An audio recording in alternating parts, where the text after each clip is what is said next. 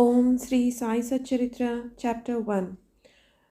Obeisances. The story of grinding wheat and its philosophical significance. According to the ancient and revered custom, Hemad Pant begins the work Sri Sai SatCharitra with various salutations. First, he makes obeisance to the god Ganesha to remove all obstacles and make the work a success, and says that Sri Sai is the god Ganesha. Then, to goddess Saraswati to inspire him to write the work, and says that Sri Sai is one with the goddess and that he is himself singing his own life. Then to the gods Brahma, Vishnu, and Shankar, the creating, preserving, and destroying deities respectively, and says that Sainath is one with them, and he, the great teacher, will carry us across the river of worldly existence. Then, to his tutelary deity, Narayan Adinath, who manifested himself in Konkan, the land reclaimed by Parshuram from the sea, and to Adi, Purush of the family. Then to Bharadwaj Muni, into whose Gotra or clan he was born, and also to various rishis, Yajnavalkya, Bhrigu, Parashar, Narad, Vedavyas, Sanak, Sanandan, Sanat Kumar, Shuka, Shaunak, Vishwamitra, Vaishishta, Valmiki, Vamadev, Jamini, Vaishampayan, Navayogendra, etc., and also modern saints such as Nivrutti, Dhyanadev, Sopan, Muktabai, Janardhan, Eknath, Namdev, Tukaram, Kanha, and Narahari. Then to his grandfather Sadashiv, father Raghunath, his mother who left him in his infancy, to his paternal aunt who brought him up, and to his loving elder brother. Then to the readers, and praise them to give their whole and undivided attention to his work. And lastly, to his Guru Sri Sainath, and incarnation of Sri Dattatreya, who is his sole refugee and who will make him realize that Brahma is the reality and the world an illusion, and incidentally to all the beings in whom the Lord God dwells. After describing in brief the various modes of devotion according to Parashar, Vyasa, and Sandilya, the author goes on to relate the following story. It was some time after 1910 that I went one fine morning to the masjid in Shirdi for having a darshan of Sai Baba. I was wonderstruck to see the following phenomenon. After washing his mouth and face, Sai Baba began to make preparations for grinding wheat. He spread a sack on the floor and thereon set a hand mill. He took some quantity of wheat in a winnowing fan, and then drawing up the sleeves of his kafni or robe and taking hold of the peg of the hand mill, started grinding the wheat by putting a few handfuls of wheat in the upper opening of the mill and rotated it. I thought, what business Baba had with grinding of the wheat when he possessed nothing and stored nothing, and as he lived on alms. Some people who had come there thought likewise, but none had the courage to ask Baba what he was doing. Immediately, this news of Baba's grinding wheat spread into the village, and at once men and women ran to the masjid and flocked there to see Baba's act.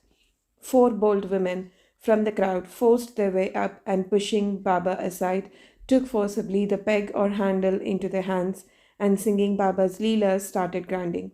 At first, Baba was enraged, but on seeing the women's love and devotion, he was much pleased and began to smile.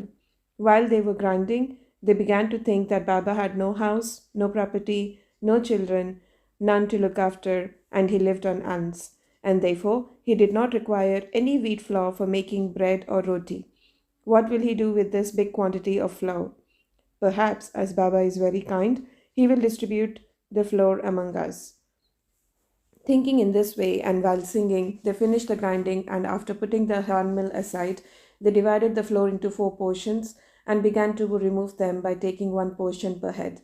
Baba, who was calm and quiet up until now, got wild and started abusing them, saying, "Ladies, have you gone mad? Whose father property are you looting away? Have I borrowed any wheat from you so that you can safely take the flour? Now do this. Take the flour and throw it on the village borders." On hearing this, the women felt abashed and, whispering amongst themselves, went to the outskirts of the village and spread the flour as directed by Baba. I asked the Shirdi people, What was this that Baba did? They replied that, as the cholera epidemic was spreading in the village, this was Baba's remedy against it. It was not wheat that was ground, but cholera itself was ground into pieces and pushed out of the village. From this time onward, the cholera epidemic subsided and the people of the village were happy. I was much pleased to know all this, but at the same time, my curiosity also aroused. I began to ask myself, what earthly connection was there between wheat flour and cholera? What was the causal relation between the two, and how to reconcile them? The incident seems to be inexplicable. I should write something on this and sing to my heart's content Baba's sweet Leelas, thinking in this way about the Leela. My heart was filled with joy, and I was thus inspired to write Baba's life, the Sai SatCharitra.